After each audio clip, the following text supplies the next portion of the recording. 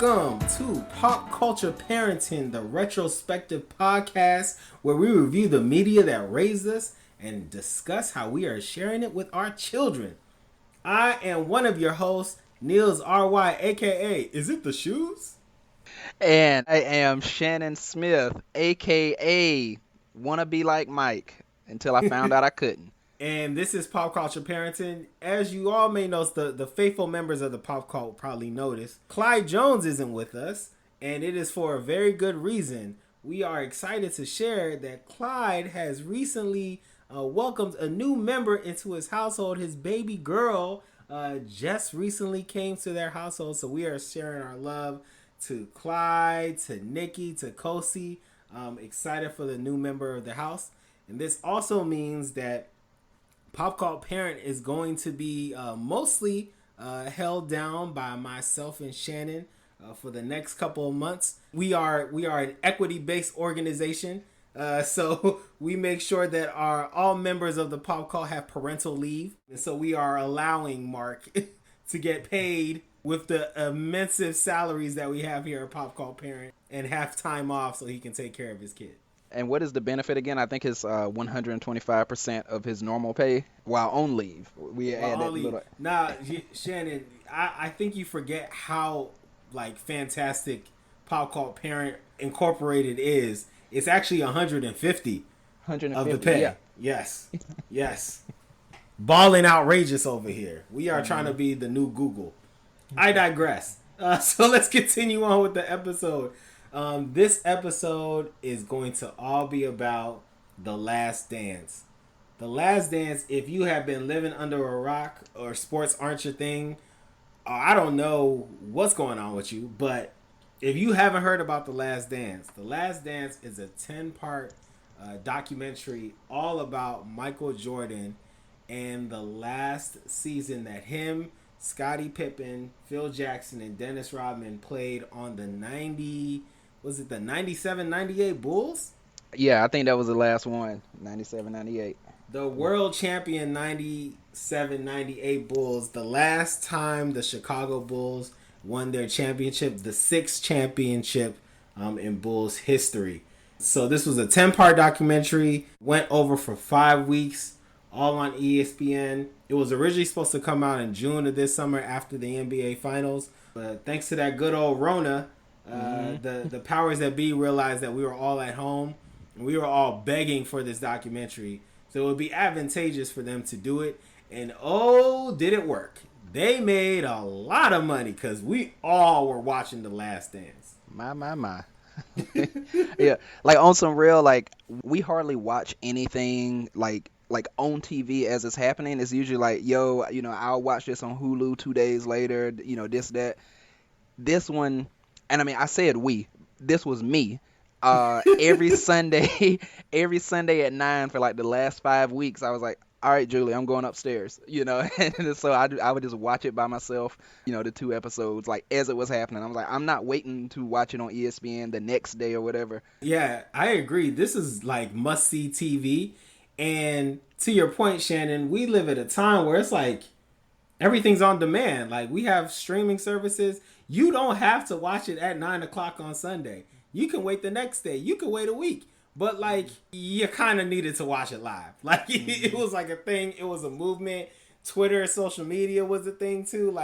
Everyone was in it. Everyone wanted to watch it as soon as it was available. What Shannon and I are going to do is really just react to how we took The Last Dance. I think Michael Jordan and the Chicago Bulls, Mark has said it many times, we were raised around the time where we got to legit grow up knowing that Michael Jordan was the greatest basketball player of all time. That was rooted in our childhood. So I think The Last Dance kind of hit us in a unique way compared to some folks. So I think it'll be great to hear how Shannon and myself take it, and then you all can think about it, and of course just reach out to us with your thoughts. So Shannon and I thought of a few questions, and we'll just go back and forth and answering those questions about The Last Dance. And sorry, before we even start, let's just give a shout out to the era that we were born in. Let's just give a shout out to our parents. Thank y'all for getting us here when you did. because we have all been able to live through the era of Michael Jordan, Kobe Bryant, LeBron James, and as the 21st century poet laureate Navidius Damon Wilburn has said, aka Future, what a time to be alive! What a just what a time to be alive! Wow. So shout out to our parents, to the era for bringing us in, because my goodness, we have been able to live through those three, and I mean, obviously we're going to be talking about Jordan and the Last Dance tonight, but woo, what a This time to be man alive. quoted Future. I can't.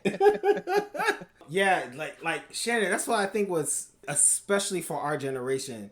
Like we got to see everyone, and like in our right minds we got to see them.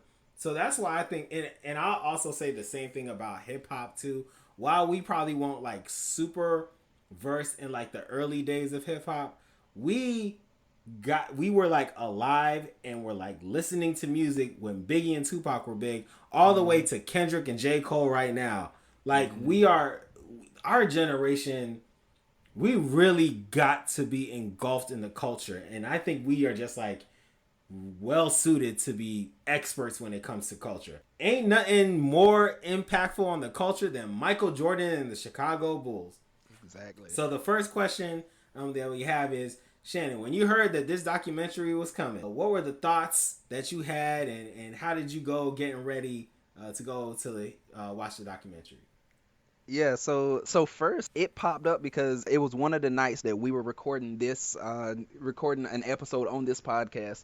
Because I remember you happened to tell us, you were telling me and Mark about it, and I was like, Jordan documentary, and then you were like, hey y'all, before we even start recording, I want y'all to pull it up on YouTube right now and watch the trailer. I was like, Yeah, cool. I delayed the entire recording. I was like, oh, y'all don't know about this? Stop what you're doing. You need to watch this trailer. It's a 2-minute trailer. I remember. Yes, I did do that. Okay, yeah, got it. Good evening, everyone, and welcome once again to Bulls basketball. The most famous man on the planet is here.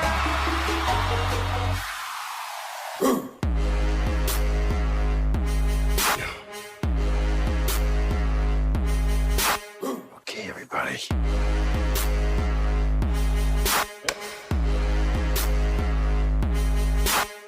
Yeah, and so when I saw that, I mean, from the music to them like showing Jordan sitting there with a cigar and his drink, and then just like, I mean, showing some of the highlights and the fact that they had, I can't even remember the number. It was like what, over like 100 people, and like you see like President Barack Obama, you see this person, this athlete, that. And I was like, yo, they about to have all of this. So I was excited. I was hooked. I was like, hey, whenever this is on, I'm watching. I'm there. Count me in. I'm excited. So that's how I was when I first heard about it. What about yourself? I wasn't even just hyped off the documentary. I was hyped off the trailer to the documentary. That alone had me ready to go. I approached this trailer the same way I approached the Dark Knight trailer. Like, I was excited just to watch the trailer. So needless to say, I was ready for this documentary. I showed the trailer to my wife. I was like, look, for the next 5 weeks, this is what we're doing Sunday night. And she was like, cool, I'm with it. So we were all in, super invested. We made sure that kid was to sleep and wasn't going to bug us for those 2 hours, because we were definitely going to watch that. We started to watch Ozark. We put Ozark on pause. We were like, nope, we are fully invested in this Michael Jordan experience. So, needless to say, I was pretty excited about the documentary. Next question. What was the role that Michael Jordan played in your life? Now, I know that's like a heavy question. So just start thinking about like just like some of like the key things. We all know Michael Jordan was like the biggest icon in the 90s. But Mike had a little bit of everything, from basketball, shoes, the commercials, fashion, all that stuff. It's funny enough to say Michael Jordan in fashion, but it was the 90s. You had to be there. Hey, so make what those was pant legs wider. Make them wider. Whatever they are, wider. So what was the role of Michael Jordan in your life? Yeah, so So it's funny. I feel like he was one of the first. I mean, I'll say celebrity icon. And he was one of the first people like that I remember. And so part of the story was, I remember I was once again probably like 4 years old, and I had a cousin of mine who had been in the army for a bit. So he came back home. So my cousin is tall, dark skinned, has a bald head, and I mean like tall. And so like I'm That 4 years sounds old. familiar. Exactly. And so my cousin came back home, and I'm like 4 years old, so I don't even know if I had really remembered meeting him before he went on deployment and came back or whatnot. But when he came back, I was like, "Oh, hey," and I was like asking him his name or something, or something. He was like, "I'm Michael Jordan." And so my cousin was like, "I'm Michael Jordan." And I remember for like weeks, I was telling my mom and them, I was like, "Mom, I met Michael Jordan. I met Michael Jordan. He was at my aunt's house." Which, it sounds ridiculous, but as like a 3 or 4 year old, you're like, why not? Why would he not be at my aunt's house just dropping by? Like, it's Jordan. Shannon, I just want to double check. Michael Jordan isn't related to you, is he? Nah, I wish. Because if this was gonna be your way to kind of just parlay and like, oh, by the way, y'all, Michael Jordan, my family, I was gonna feel some type of way, but I'm glad that's not the case. Nah, that would have been great. So, like, all these years we've been friends, Shannon, and this is how you tell me that you're related to Michael Jordan. I was gonna feel some type of way. Pop Coat, y'all are hearing it first. Live and direct. I'm now breaking the news. Like there was my cousin doing that. Knew about Jordan, of course. I shared a room growing up with my older brother, and as long as I can remember, there was a Jordan poster in our room. So it was just like always seeing that, and I think it's like the iconic one. Like you'll see it. A lot of people have. I think it's like him dunking from the free throw line, like that one. Yep. So I was always like that's Jordan. Jordan's great. And then the other thing about Jordan, I knew, even if I wasn't watching that much, I knew Jordan was like special, even outside of just like, oh, he's killing it on the court. Because there were weird things that would happen, like for example, I think of like video game, like Live 98 and some of that. Like Jordan wasn't on there. It was like a created player. Yeah. Do you remember this dude? Yep. I remember that. Yep. He was like number. Yo, why is it Scotty and like Horace Grant? Like, where is Jordan? Why is he player 99? Like, who is this? So I remember, and especially back then, there were, like now, I mean, there's pretty much just 2K now, like, and Live is not that big, but then, I mean, there were multiple games. I mean, you've got Live, you got, all these different ones, but during the time Jordan was playing, it's like he still wasn't on the video games. It would just be he doesn't exist, or some like fake player that is supposed to stand in for Jordan. So even then, I was like, this is weird. Like everybody is on the video game, but Jordan somehow has a contract or something where he doesn't have to be on them. And then, he had his own where I think there was like Jordan versus Bird? It was like something on Sega. Forgot Michael Jordan had a video game. Yeah.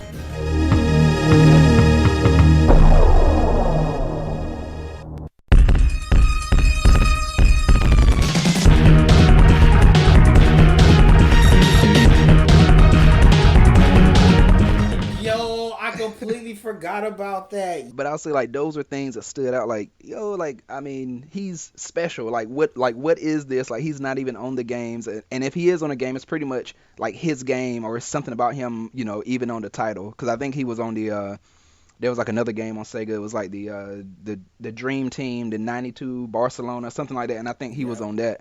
I think the other thing was being the big icon. If you had a Jordan, I did not have this, so I'm letting you know. But if you had like a signed Jordan anything, a basketball card, whatever, you were just like, this is going to, like, one, you're like the coolest person that ever exists. And, period. Period. Yeah, and no then, ifs, ands, or buts. Yeah, and already, if you have like a Jordan card signed, or even something like that, you're already plotting your retirement at 8 years old. Like, that's big facts. Like, yeah, you're already like, a Jordan basketball card. Like, yeah. I'm good. Yeah. I'm gonna be a millionaire. Yeah, Jordan was everything. And as we ask, once again, like the role he played in my life, Jordan is in a league by himself because he's someone who I don't think I've really ever heard someone compare something like a move or anything to Jordan. Like now if somebody's got a good shot, like they'll be like, oh man, like he's a sniper like Steph Curry, like he's got a shot like Curry, like, oh, like he's got hops like Vince or something like that. Yep. I feel like no one ever compares anything to Jordan. Like, you never hear anybody say like, oh yeah, he's got a crossover like Jordan, oh yeah, he can dunk like Jordan. He can, whatever, he plays defense like Jordan. Like, so I feel like he got into this realm of just being uncomparable. Like, even if you're great, like, Wow. you know what I mean? Like, cause have you heard? I never thought about that. Yeah. You never compare any aspects of Jordan to anyone. Or I think the closest was people were talking about how, everybody compared everything Kobe did to Jordan. Like we all know that. But like, I think the only time I heard someone like, man, he does this like Jordan is Vince with his dunks. Mm-hmm. Yeah. But like, that's it. Like, you are very, like, no one's like, man, his game, like, no aspects of Jordan was comparable. Man, that's wild. That's in that realm. And then, the last thing I'll say, the shoes. I think I've only had maybe 3 pairs of Jordans in my life. And 2 of them, I believe I was like in the 4th or 5th grade. I believe they were the Jordan 11s. They were the black ones with the red. Oh, those were fancy. Yeah, those are actually Mark's favorite pair of Jordans are those, except the white on the top and the red on the bottom. But yeah. Those are popular. Yeah, and that's like the only one, and of course, I was a kid, so I didn't buy them, and as an adult, I'm not really buying Jordans, but I was happy to have them. So, but I remember I had that pair, and then I had another pair of 11s, but they were white and like they had like a clear or bluish, it was like a bluish or clear on the bottom, and so those are like the only ones back then like I had, and yeah, just to have those like. All right, you know what, Popco, I'm going to be open with y'all. So at one point, I remember the black ones, they got a hole in them. And what did I do? Any other shoe, you throw those away. I remember taking some black electrical tape and just like sort of covering the hole. Because I'm like, these are J's. Yeah, got to preserve the J's by all means. And so, by all means, I ain't getting another pair. I got to keep them. Yeah, and so it wasn't noticeable until you're like staring. So I was like, nobody noticed, but I was like, these are J's. I'm gonna cover this little hole up, and that was it. Shannon, you are not alone, brother. Do you know how many people out there have covered their J, have tried to do anything and everything to try to keep those J's, even though they were done? Nah, man, you ain't alone, brother. You are fine. Since you had an older brother and your parents were older, like, was Michael Jordan always considered the greatest of all time? Did you have to like convince your brother like, no, it's actually not this person, it's actually Michael Jordan? Or was there like consensus in your household that like, no, Michael Jordan is the greatest basketball player of all time?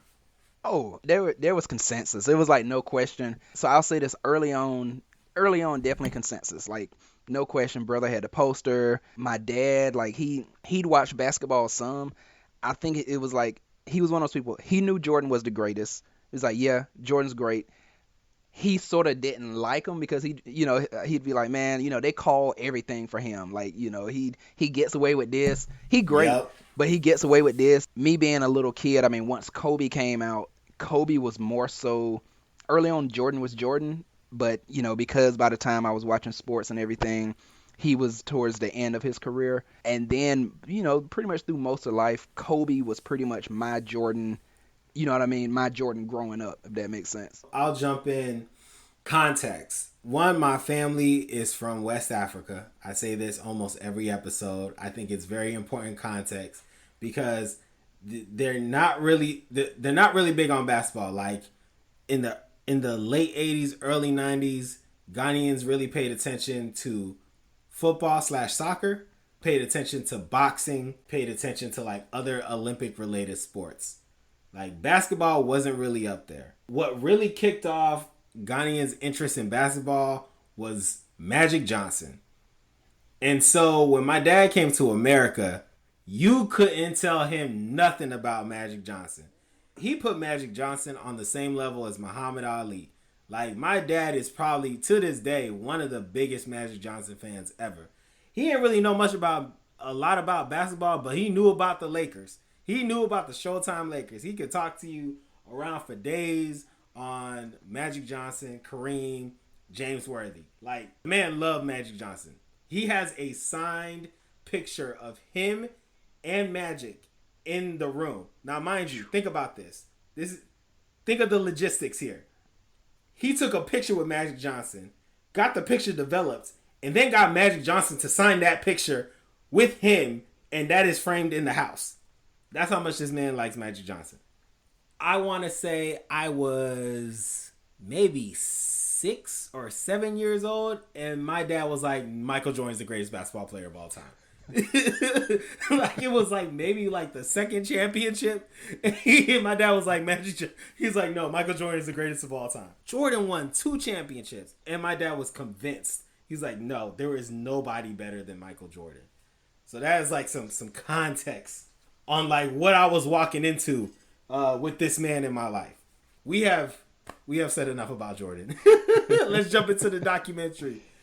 So Shannon, what are your favorite parts of the documentary, and what were some things that you learned that you didn't know about? So I know we talking about Jordan, but I got to kick it off with these two people other than Jordan that jumped out to me in the documentary that I'm like, either I didn't know them or didn't know this about them or whatnot. So Dennis Rodman. Looks like we're gonna have the same one. Yo, Dennis Rodman overall was like one of the biggest pieces of the documentary that, even though this is about Jordan and The Last Dance, that I'm like, you just start remembering this stuff and piecing it all together. It's like, yo, Rodman did do all that, and like in the span of like 2 years. Because like I watched wrestling and everything, and I was a big WCW fan. And so to be like, bruh, Rodman, he's playing in the finals. He's like, you know what? He went and joined the NWO. Then didn't he switch on him and like he beat Hogan or something, right? Oh yes. Yeah. I don't know if he joined the Wolfpack or something, but like I remember he did that, and I'm like, yo, this man has this. The finals are going on right now. Yeah. What is he doing? So this mug said, all right, you know what? Finals going on. Cool. I got time, so I'm gonna go over here, join the NWO. Never mind, change my mind, beat Hulk Hogan or Hollywood Hulk Hogan. Then goes back and it's like, all right, I'm going to play in the finals. We won. Look, we won a championship. And by the way, this is great. I have the, I have the trophy. This is cool. But Carmen, come on with me. We going home. Like, and had Carmen Electra. So he had Carmen Electra, the NWO, and had Carmen a championship. and then just all the other wild things when they were like, you know what? We just had to let him do his thing. So we said, Rodman, yeah, you got 2 days. Go ahead, do what you got to do. This is during the season. Take 2 days off. Go party, whatever you got to do. And then the Muzz had to go and find him because they were like, did he come back? And the fact that I never really thought about Rodman's stats like that until they started showing them.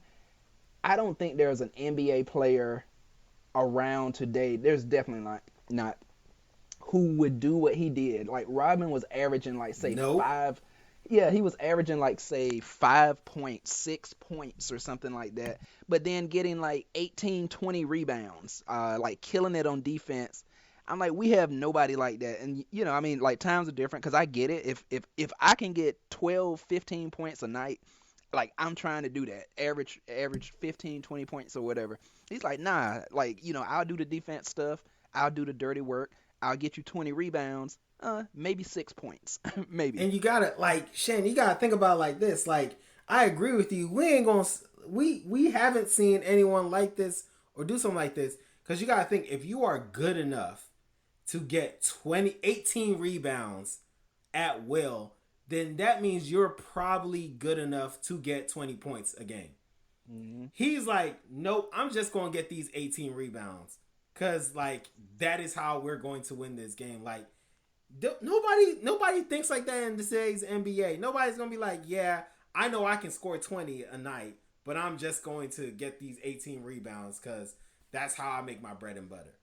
So that was one of my favorite parts. I mentioned another person, John Michael Wozniak. I believe that's his name. So he was Jordan's security, head of security, dude who looks like Bob from Martin.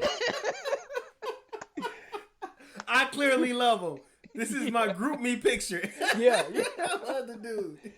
The way dude was like, the banter he had with Jordan, yeah, and the big iconic moment when he beat Jordan in rolling dice and then did the whole Jordan shrug. Yeah, like, that dude is a legend. It's like he posed knowing that we needed it for our profile picture. I was like, thank you kindly, sir. Yeah, so shout out to him. So that's two of the more, sort of comical parts and things that I'm like, favorite parts of the documentary. Another large part was just the memories of the Orlando Magic, Seattle Supersonics, Utah Jazz. Remembering like, the New York Knicks as well. Remembering like, these teams were good back then. They were really good, and the battles and everything that they had.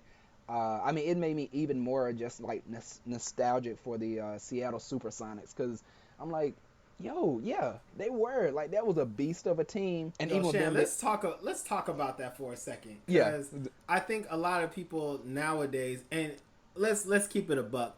We just forgot. Like, I'll say the collective, we as a generation forgot how good some of these teams, the competition that Jordan is facing. Because like nowadays we're like, well, LeBron has had to face like this, that, and the third. Kobe has had to face this, that, and the third. Jordan just had some like punks to go through. I'm like, nah. This documentary has definitely reminded us of like some of these teams. So like, I think it would be great to just like kind of talk about a little about these teams. Like, one, we forgot how bad Charles Barkley was a monster.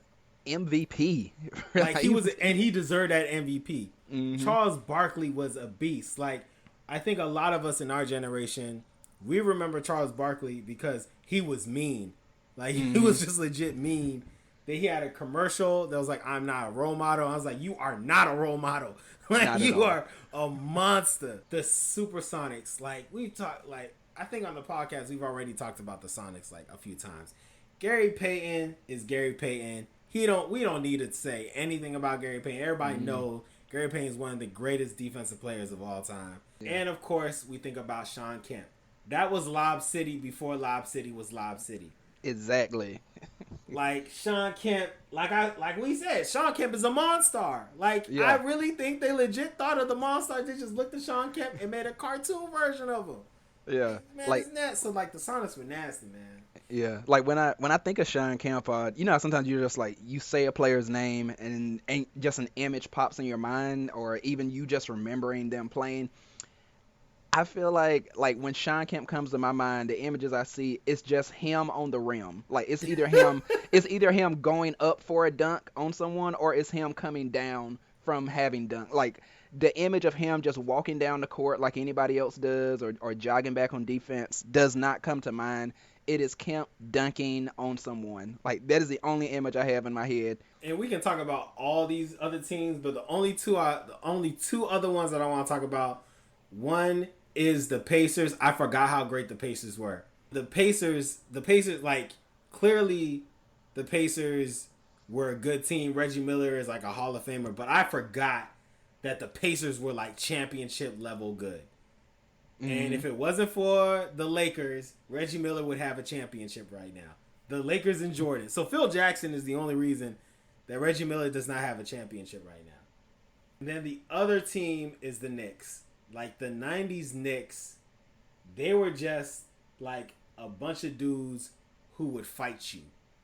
Like, they legit are just like, we are going to fight. We are going to put fists in your face. They were the Detroit Pistons, except without like the offense. Like, they would like fight. They legit would just fight. So yeah, man, those teams were really iconic. I really enjoyed watching that, because like, it definitely led to the appeal of the documentary. Another part was the food poisoning game. Like, that is, the flu game. Can we even call it the flu game anymore? Should we call it like the Utah pizza game? Like, I don't know how we're going to call it now.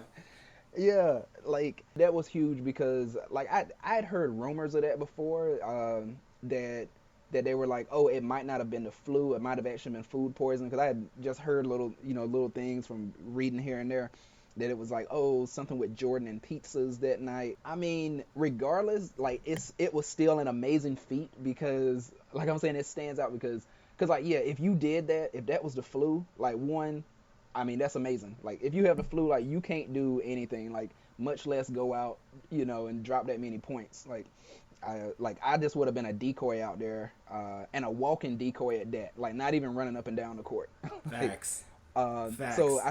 So I say that's impressive, but I'm still like, yo, it doesn't matter, because like to my knowledge, I don't think I've had food poisoning ever, but I'm assuming it is just like whenever you have that sort of that stomach bug. If that is how food poisoning is, I It don't is care. like, just so you know, Shannon, Okay.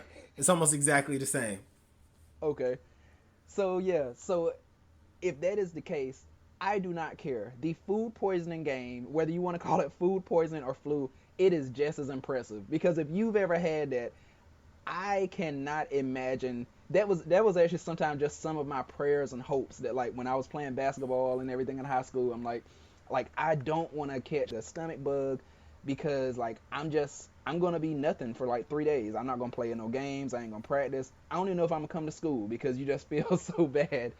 And so I'm like, if he had that and he went out and dropped points, put up such an iconic and amazing performance, and let's just be real. We know how it is. You got, you're throwing up. You live on the toilet. If you have that. So that's all I'm like, yo. How was he like? He didn't take any breaks to the toilet. This man had a stomach bug. I didn't see him throw up. I didn't see him have any. He must have just been like in utter pain and like during halftime, he must have just like lit in the bathroom. Cause like that is how are you? I don't know. Like, I mean, I've had it before, obviously. How? What did he not have to leave the court the entire game? Like that was impressive. Yeah, like I can barely stand up before I'm like, all right, I gotta run. Like so for him to have done that, so I'm like, that's amazing. I mean, his thing was like, I want to be the best at this. If you compare me to somebody who they're saying is the best right now, I'm offended by that. Like I'm offended to even be compared to this person who they're saying is the best because I want you to say I am the best.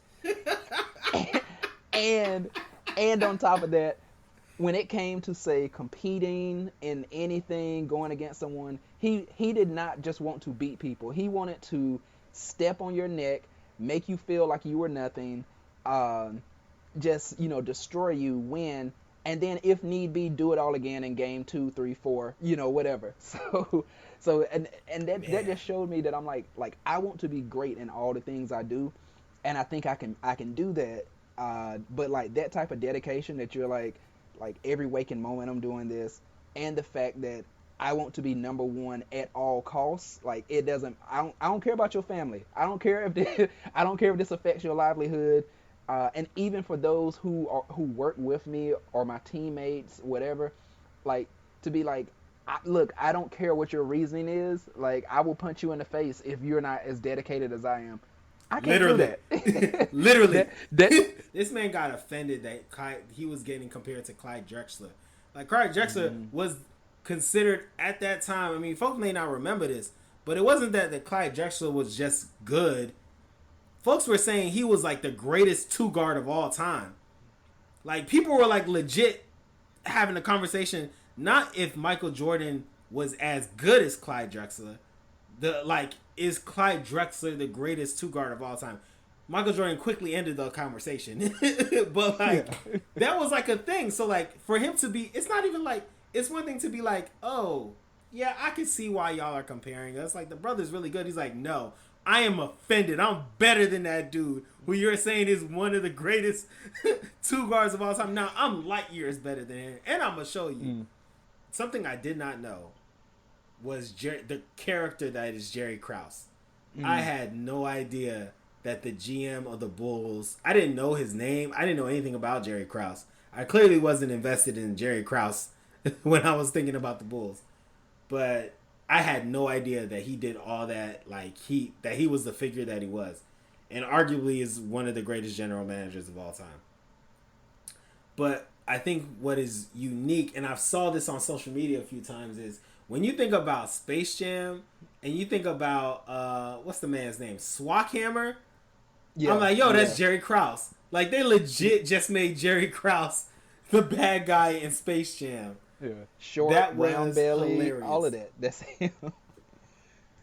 That's messed up, man. Like Jordan, you wrong for that, brother. I'm gonna tell you wrong for that. Like you still had like 2 more years working with him, and you made him the bad guy in your cartoon movie. Bugs Bunny, you made your GM the enemy to Bugs Bunny. That's foul, brother. But anyways, neither here nor there.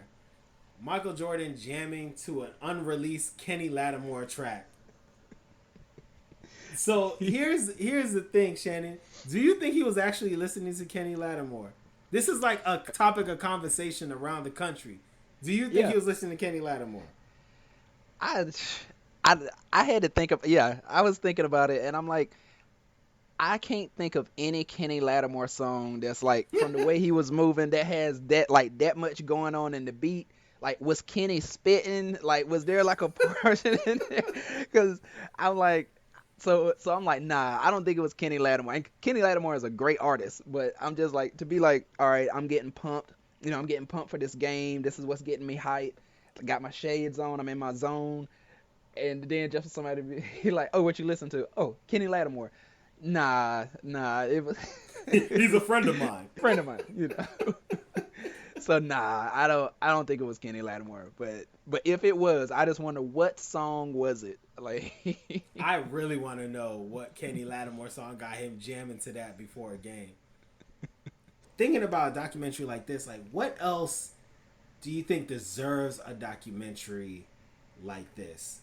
And it could be like in this format or just like this introspective look in a documentary.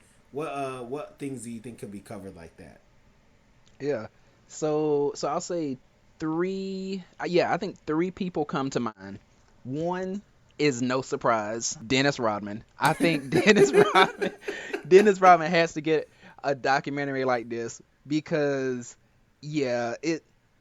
what you were saying, everything that you saw in this documentary and the bits and pieces that you yourself remember from the 90s are still just the tip of the iceberg. Like, Rodman has had quite a life. Like, even then, because it stops in like the the 98, but it's like since then the things he's done, he's best friends with the dictator in North Korea. Like how does that happen? It got mentioned 0 times in the documentary.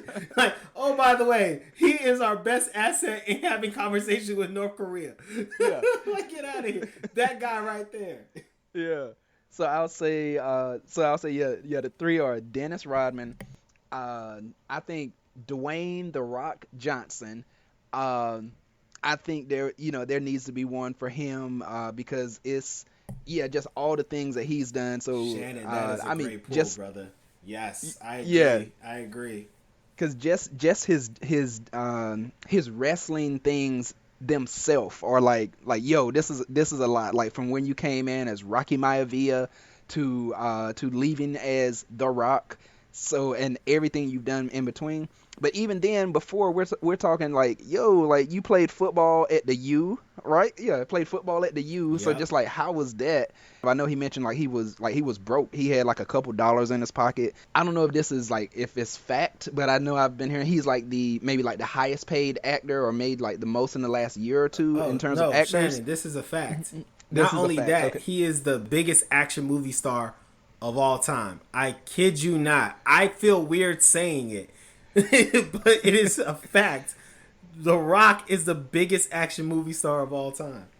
Nah, and I believe it because with the Fast and the Furious, like that, the way that existed, it was like, okay, first I guess 2 movies, great. Then it lulled, and then once The Rock came, they were basically shot right back up. Yeah, and it's the Rock series now, or the Rock's franchise now. Like, that's what it is. Yeah, last one, Will Smith. I would be I would be interested to be what was Will Smith's life about? Because I don't really know a lot about Will Smith before, his life before Fresh Prince of Bel-Air and everything like that. So it'd be interesting to see his life before, those things. But then also, obviously, he did a lot. He's done a lot and is doing a lot. But his could possibly cap and be almost like The Last Dance, but it leads up to the very last episode of the Fresh Prince of Bel-Air. Yes, Shannon. Yes, that's it. That's what you need to do. Yeah, that's exactly what they need to do. I agree. I fully agree. I only got 2. One, the Lakers, the Shaq Kobe Lakers. For all the reasons that the Chicago Bulls, this documentary was going to be great. Shaq and Kobe while they individually were not as big as Michael Jordan, together, I will argue, I mean, not like in the entire spectrum of pop culture, but they were huge. Kobe, I mean, Shannon, that was Shannon's, I'm talking to y'all. I'm talking to the pop call. That's Shannon's favorite basketball player. It is. It is. And Shaq was bigger than Kobe at the time. And then the other one that I got, similar to you, it's an actor and it's a brother, but I'm going with Denzel Washington. That's a good one. Yeah. I'm going with Denzel Washington. And the lead, the like, just like the 97-98 season was what rooted the documentary. The movie that I want rooted in the Denzel Washington documentary is Training Day. Like, I want all the stuff that leads into Training Day and like the background on like the first time Denzel's playing a villain in a movie and like playing like the bad guy in a movie. Like, I would love that documentary. And there needs to be like one whole episode on Malcolm X. So, and how he got cheated. Because the Oscars didn't want to give any props to Malcolm X because Malcolm X. I can imagine just like how The Last Dance, like just the music itself was amazing. I can imagine the Denzel Washington one. Like there would be some good music there. Like everything from one of the first things that came to mind was even just like was it Jadakiss? Yeah, like Jadakiss's "Why" song. Because I just remember he had a line that's like, "Why did Denzel have to be crooked before he took it or whatever?" Mm-hmm. So Shannon, the last question of the night, the pop cult traditional question, which is, how are we going to introduce this to our kids? And so with this question, I guess I'm asking it in a sense of like, how are you going to introduce Michael Jordan to Luke, and like. And how are you going to, if you are, how are you going to introduce The Last Dance to your kid? As soon as he can understand, like, just, I almost want to say, as soon as he can understand and differentiate people outside of his family, like, so it'll be that's when I introduce, like, okay, so Michael Jordan, this is a person. Like, I know you look at us, mama, dada, grandma, all of this, like you know us. We're gonna work with your development and introduce you. This is a person outside of your family, the concept of people you'll never meet in your life, but you should know. So this will be, so I think, and so that's gonna be soon. So, but I'll say that's tomorrow, Shannon.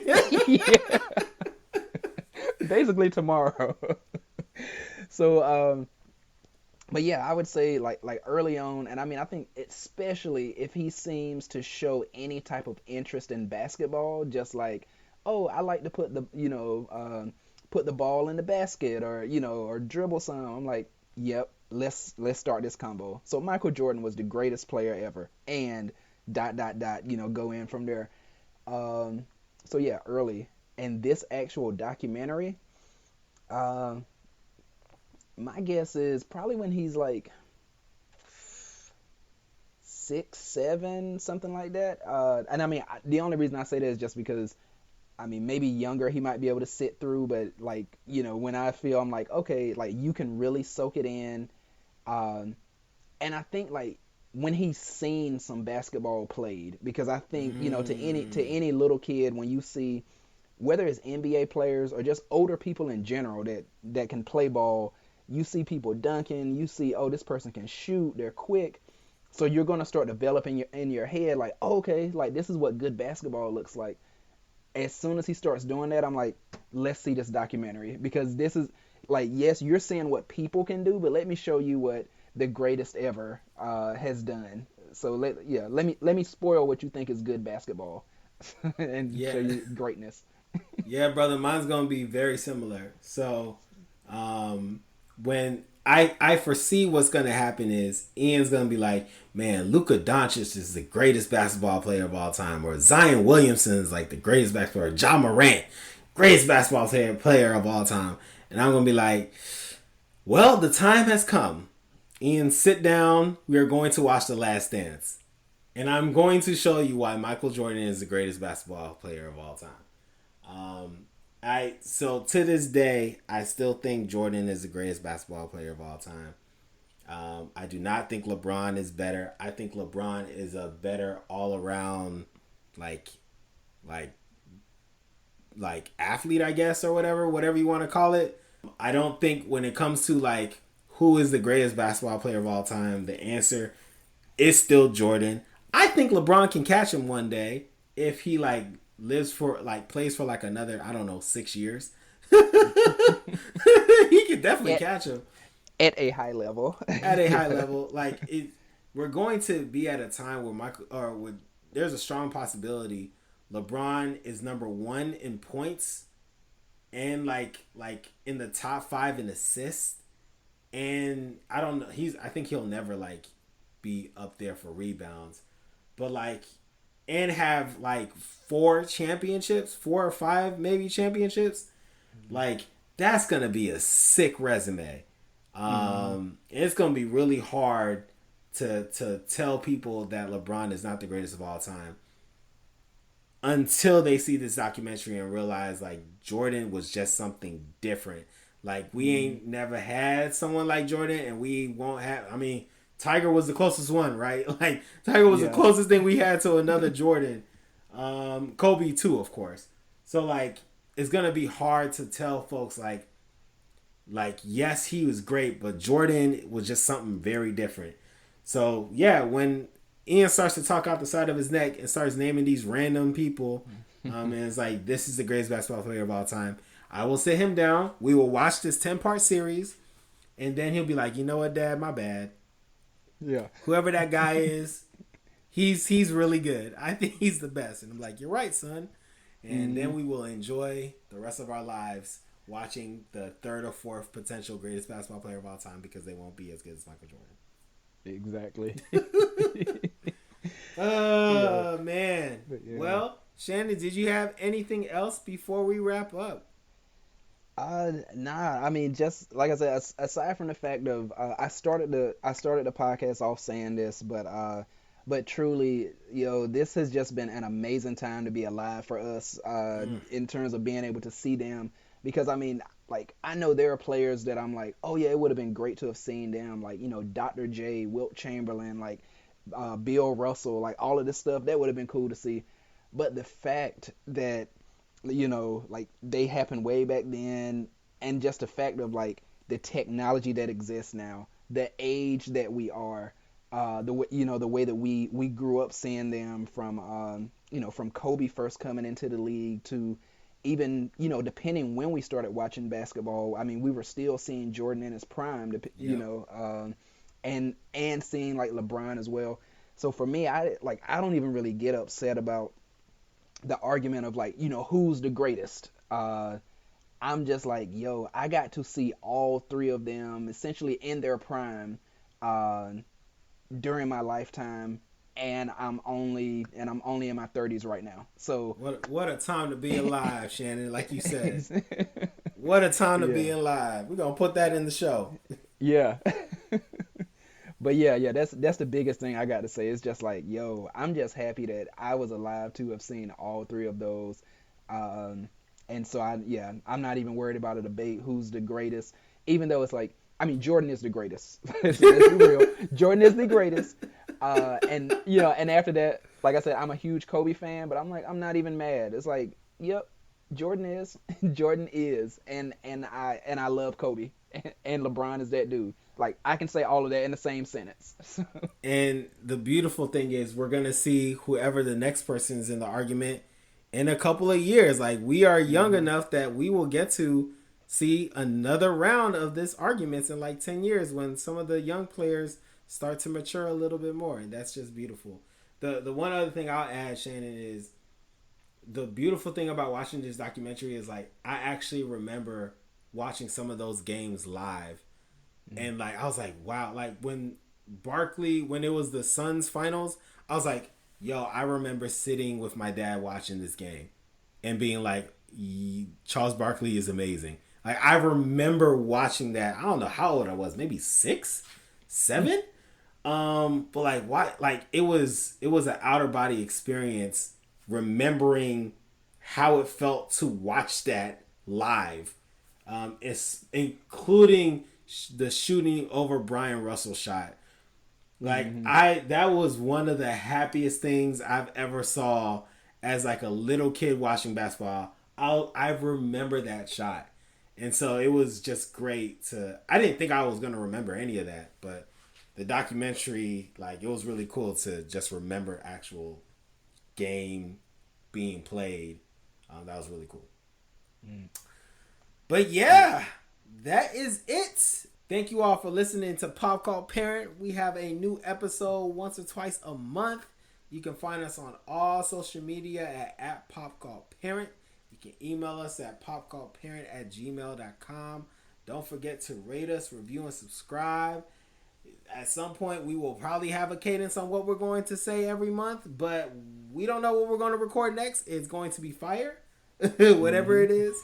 But if you have any ideas, feel free to send them our way. And don't forget to join the call, y'all. Peace. We out.